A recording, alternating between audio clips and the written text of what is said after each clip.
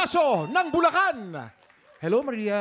Hello po. Magandang umaga, Maria. Good morning po. Alam mo, ang ganda ng pangalan mo, Bonifacio Bayani. Opo. At sa Bulacan ka galing, di ba? Opo. Ang katipunan kasi, malakas na malakas yan sa Bulacan noong Yes panahon ni po. Bonifacio. But Andres Bonifacio is from Tondo.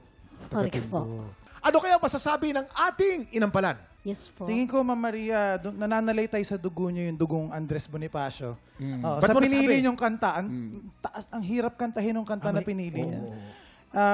Palaban, talagang katipunera. Parang Bonifacio, palaban. Palaban si Ma'am Maria. Siguro po ang mako-comment ko lang po, siguro yung sa unang part lang po, naramdaman ko po na medyo nililaid back nyo yung timing, medyo binabagalan nyo. Siguro medyo may part lang po na masyado pong bumabad yung pag-stretch nyo sa timing na medyo naging konting dragging siya. Tapos sa dulo po, yung mga birit po na part and yung mga adlibs po, para siyang alahas. Kailangan po siguro medyo, kung meron na pong hikaw dito na kumikinang, medyo bawas po ng onti sa kwintas para po ma-highlight po kung alin lang po yung palabok na ilalagay niyo po dun sa song. Ganda naman nung analogy na yun. Yun lang po. Pag sobrang alahas, hindi ko maraming alahas, maganda. Yes po. So, dapat prudence, no? Minsan, Tama less lang. is more. Parang is more. kung gusto nyong i-highlight yung part na to, wag mo nang lagyan itong part na to para yun yung ma-highlight na part. Ganun po. Yun lang po. Thank you po. Maria! I just met a girl named Maria. Oh, ganun kasi yung energy, kasi yung powerful kailangan ng ganun. performance. Sige. Maria, ang powerful ng performance mo. Parang narinig ko, bukas na lang kita mamahalin, parang ibang atake yung ginawa mo. Parang naging ages. Ah? Oo. Oo, kasi yung growl mo, yung pag-abot mo ng mga high notes mo, tapos yung husky ng boses, parang naalala ko, parang ages. Parang ano to siya sa akin, parang it's a new sound na parang bukas na lang kita mamahalin na may pagka-ages. Maria, may narinig akong boses mo na mala Aretha Franklin. Uy! Yung simula mo, medyo hindi pa nahihit ng konti yung mga... Siguro kinukuha mo pa yung buwelo. Nung nagkabuwelo ka naman, pagdating natin dito sa second verse, papunta dun sa ating chorus, napunta ka kaagad sa climax. Parang tapos na yung kanta. Kumbaga binuhos mo na, wala pa, meron pa pala. So ang nangyari, nung umabot ka doon sa dulo, na ibuhos mo na rito, sumobra na rito sa dulo. Kaya tuloy, ang nangyari doon sa mamahalin, medyo kinapos ka na. Yon. Yung sinasabi nga ni Daryl na dumami yung alahas, na parang nabulag ako doon sa dami ng alahas. Yun ang nangyari.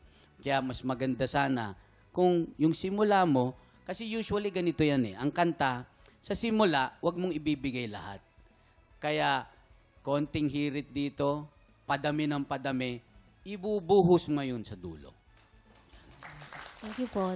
Sorry. Maraming salamat sa ating inampalan. Kinumpara ka sa alahas ng ating inampalan. Magiging diamante ka kaya sa score na ibibigay ng ating inampalan. Maria, sa performance na pinakita mo sa akin today, ang stars na ibibigay ko sa iyo ay...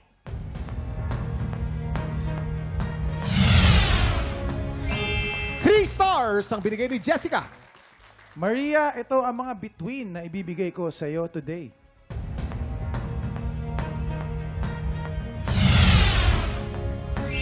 Tatlong between ang binigay ni Daryl.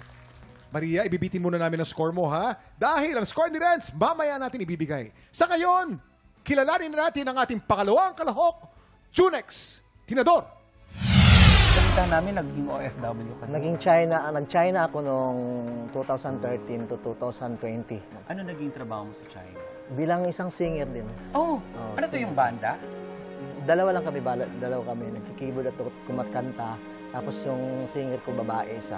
Kuya, ano yung ano yung pinagdaanan mong pagsubok habang nasa ibang bansa ka tapos yung pamilya mo nasa Pilipinas? Naku, sobrang hirap talaga. Yung ilang Pasko ako at ilang New Year na mag-isa lang ako sa room. Kasi bihira din makikita ng mga Pilipino doon. Ikaw ba, ano bang hugot mo sa buhay tuwing kumakanta ka? Lagi kong iniisip yung anak ko ang makatapos sa pag-aaral. Pangalan ng anak mo? Andrea. Batiin mo si Andrea. Hi, Andrea. Ialay mo yung kantang ito. Para sa iyo itong kanta ko.